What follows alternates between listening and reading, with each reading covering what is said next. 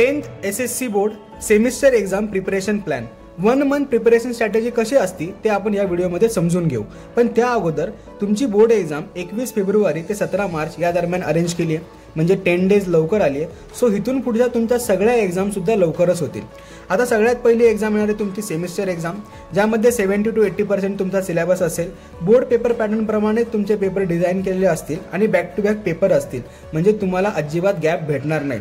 तर प्रिपरेशन कसं करताल, तर सुरुवातीला तुमचे झालेले आणि न झालेले लेसन्स बाजूला करा। झालेले म्हणजे जे युनिट टेस्टला तुम्ही प्रिपेअर केले आहात ना ते, आणि न झालेले म्हणजे ज्यांचं प्रिपरेशन अजून पेंडिंग आहे ते, त्यांना हार्ड, मीडियम, इझी या वेमध्ये अरेंज करा। यामध्ये अरेंज केल्यानंतर तुम्हाला किती स्टडी करायचा आहे आणि कसा करायचा आहे ते समजून येईल। आता सुरुवातीला पहिल्या 15 दिवसात जे न झालेले चॅप्टर्स आहेत त्यांना स्टार्ट करा। डेली 2 तास प्रिपरेशन सुरू करा।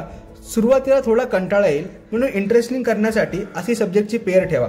1 तास हा सब्जेक्ट, 1 तास हा सब्जेक्ट, एकदम इंटरेस्टिंगली तुम्ही प्रिपरेशन करू शकता। त्यानंतर शेवटचे 15 डेज रिव्हिजनवाले असतील। तुम्ही न झालेले चॅप्टर जर प्रिपेअर करत आहात त्यांना कंटिन्यू ठेवा आणि सोबत जे चॅप्टर झालेले आहेत त्यांची रिव्हिजन सुरू करा। आन्सर कमीत कमी 2 ते 3 वेळा रफली राईट करा, फेर अजिबात राईट करत बसू नका। आता टाइम आहे, सो IMP पेक्षा चॅप्टरवरती फोकस ठेवा, कन्सेप्टवर जास्त फोकस ठेवा। तुम्हाला जर सब्जेक्ट वाईज प्रिपरेशन प्लॅन हवा असेल तर तुमचा डिफिकल्ट जाणारा सब्जेक्ट कमेंटमध्ये नक्की सांगा, आणि व्हिडिओ आवडला असेल तर लाईक करा, फ्रेंड्स सोबत शेअर करा। Bye bye.